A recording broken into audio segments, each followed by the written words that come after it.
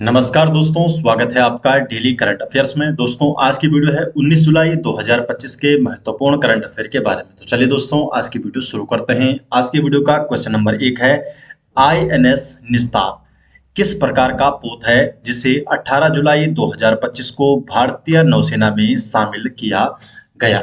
तो 18 जुलाई 2025 को भारतीय नौसेना में शामिल किया गया आईएनएस निस्तार को, और ये एक प्रकार का गोताखोरी सहायता पोत है। डी ऑप्शन सही जवाब है। डिटेल जान लेते हैं। तो इंडियन नवल शिप आईएनएस निस्तार भारतीय नौसेना का पहला स्वदेशी डाइविंग सपोर्ट पोत है। इसका निर्माण HSL Hindustan shipyard limited Visakhapatnam में किया गया। ये पोत 300 मीटर गहराई तक गोताखोरी गोताखोरी और 1000 मीटर तक रिमोटली ऑपरेटेड व्हीकल से बचाव कार्य कर सकता है। निस्तार एक संस्कृत का शब्द है जिसका अर्थ है मुक्ति, बचाव या मोक्ष। इसकी लंबाई 120 मीटर और चौड़ाई 20 मीटर है तथा यह 10,500 टन वजन उठा सकता है। ये पोत 60 दिनों तक समुद्र में टिक सकता है और 15 टन क्षमता की समुद्री क्रेन तथा हेलीकॉप्टर संचालन की सुविधा से सुसज्जित है। क्वेश्चन नंबर 2, भारत का पहला राज्य कौन सा है जिसने विशेष रूप से जनजातीय समुदायों के लिए जीनोम अनुक्रमण परियोजना शुरू की है? तो ये कौन सा राज्य है? गुजरात। तो डी ऑप्शन है, गुजरात राज्य है। तो गुजरात भारत का पहला राज्य बना जिसने जनजातीय आबादी के लिए विशेष जीनोमिक सीक्वेंसिंग प्रोजेक्ट तो जीनोम अनुक्रमण परियोजना शुरू की। इस परियोजना का शीर्षक है गुजरात में जनजातीय जनसंख्या के लिए संदर्भ जीनोम डेटाबेस का निर्माण करना। यह पहल जीबीआरसी गुजरात बायोटेक्नोलॉजी रिसर्च सेंटर द्वारा संचालित है। परियोजना के तहत 17 जिलों के 2000 जनजातीय व्यक्तियों का डीएनए अनुक्रमण किया जाएगा।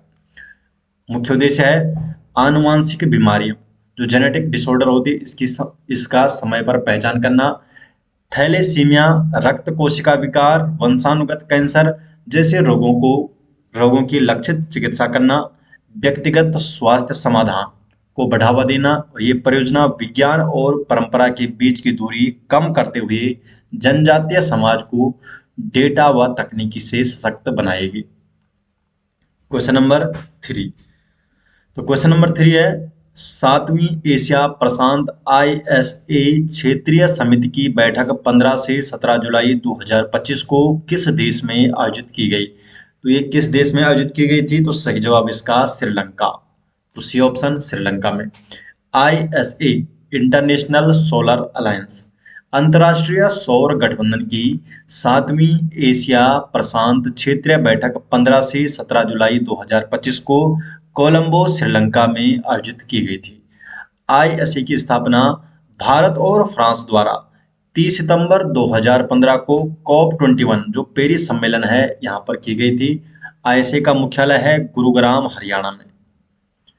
क्वेश्चन नंबर 4, भारत ने जिन 2 परमाणु क्षमता वाली कम दूरी की बैलिस्टिक मिसाइलों का सफल परीक्षण किया वे कौन सी है? तो ये मिसाइल कौन सी है? तो मिसाइल है पृथ्वी 2 और अग्नि-1। तो पृथ्वी 2 और अग्नि-1 मिसाइल है जिसका सफल परीक्षण किया गया। तो भारत ने ओडिशा के चांदीपुर स्थित आईटीआर इंटीग्रेटेड टेस्ट रेंज से पृथ्वी 2 और अग्नि-1 मिसाइलों का सफल परीक्षण किया। दोनों मिसाइलें परमाणु क्षमता युक्त कम दूरी की बैलिस्टिक मिसाइलें हैं।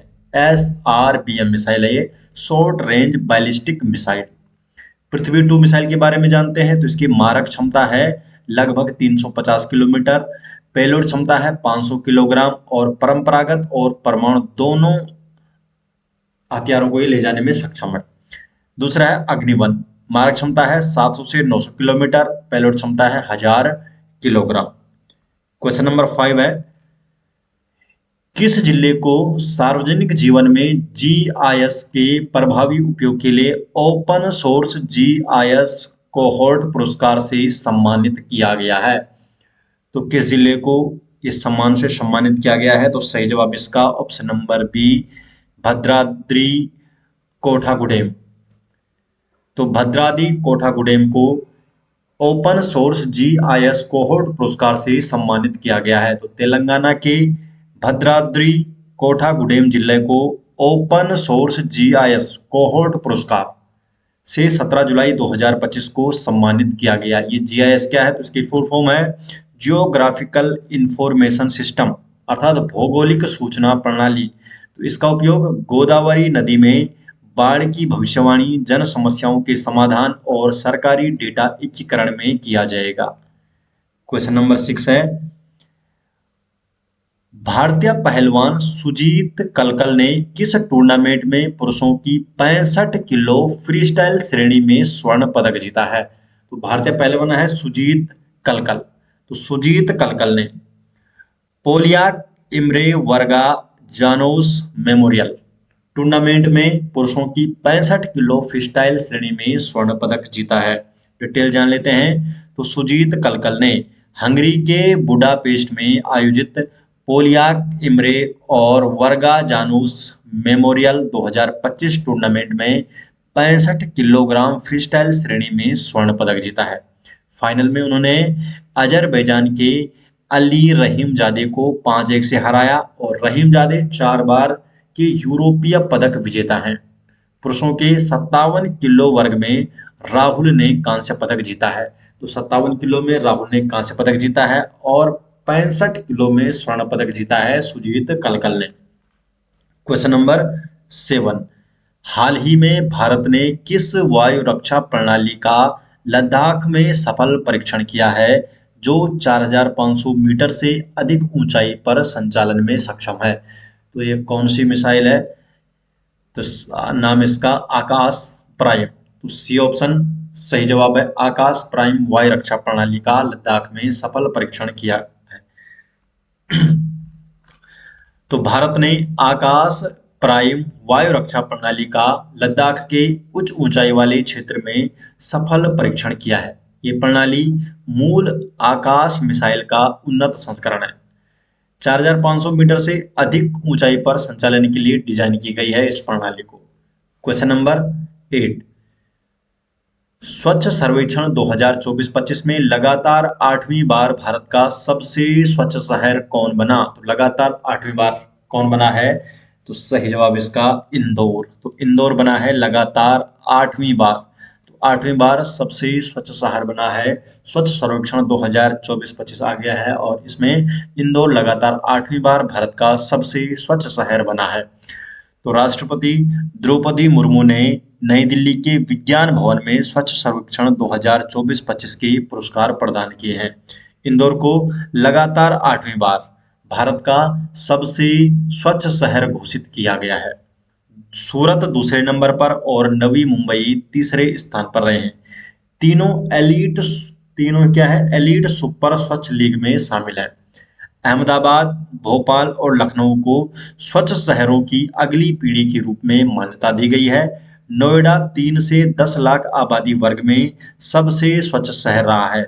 चंडीगढ़ और मैसूर क्रमशः दूसरे और तीसरे स्थान पर रहे हैं 3 से 10 लाख आबादी वर्ग में। अहमदाबाद 10 लाख से अधिक आबादी वर्ग में शीर्ष पर रहा है।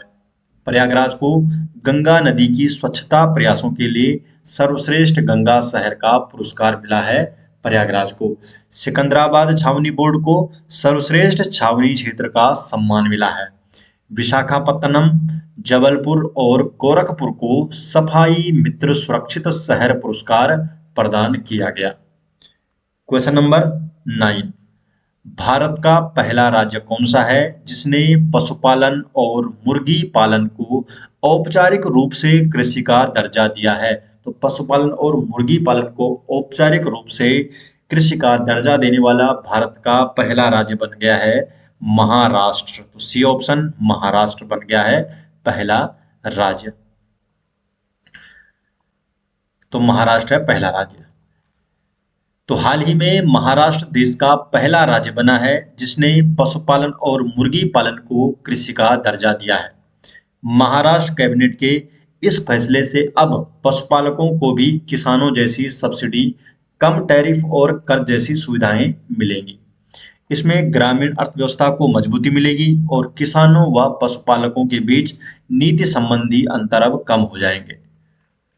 Question number 10, Polygrass magic skill award 2024-25 किस भारतीय खिलाड़ी ने जीता? तो जो पॉलीग्रास मैजिक स्किल अवार्ड है, तो ये जीता है दीपिका ने। तो डी ऑप्शन सही जवाब है। तो दीपिका ने जीता है पॉलीग्रास मैजिक स्किल अवार्ड 2024-25। तो दीपिका ने FIH हॉकी प्रो लीग 2024-25 में शानदार एकल गोल के लिए पॉलीग्रास मैजिक स्किल अवार्ड जीता है। और दीपिका का यह गोल फरवरी 2024 में भुवनेश्वर कलिंगा स्टेडियम में नीदरलैंड के खिलाफ हुआ था। तो नीदरलैंड के खिलाफ इन्होंने ये गोल किया था फरवरी 2025 में, और इसके लिए इन्हें पॉलीग्रास मैजिक स्किल अवार्ड से सम्मानित किया गया है।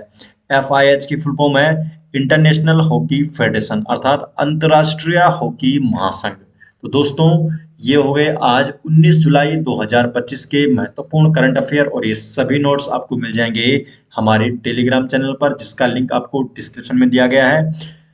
आप हमारे टेलीग्राम चैनल में जुड़ सकते हैं, जहां पर आपको डेली अपडेट किया जाता है। तो मिलते हैं दोस्तों नेक्स्ट वीडियो के साथ, तब तक के लिए आपका बहुत बहुत धन्यवाद।